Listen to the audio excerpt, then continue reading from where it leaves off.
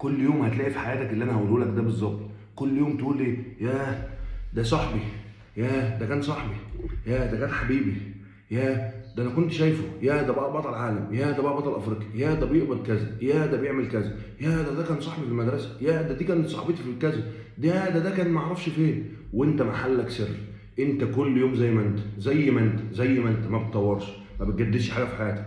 وصلت لفين؟ قبضك السنه اللي فاتت كان كام والسنه دي بقى كام؟ انت جسمك كان عامل السنه اللي فاتت ايه ودلوقتي عامل ايه؟ انت عقليتك المنتاليتي بتاعتك عامله ايه؟ الكونسيبت بتاعك ما بيتغيرش، كله دايما ثابت، عمرك ما هتتغير، عمرك ما هتتحسن غير لما تغير الروتين الفاشل اللي انت ماشي بيه. عذرا في كلامي انه كلام جارح، بس صدقني كلنا عمرنا ما هنتغير، مش هتتغير والله ما هتتغير. اسعى في اكل عيشك، اسعى في اكل عيشك في اي حته في الدنيا، اسعى لاكل عيشك، اسعى لاكل عيشك تاني، اسعى لاكل عيشك في اي حته في الدنيا، اتعب كافح، ما تقولش الظروف الدنيا الحياه صعبه اصل انت ما انتش حاسس بينا.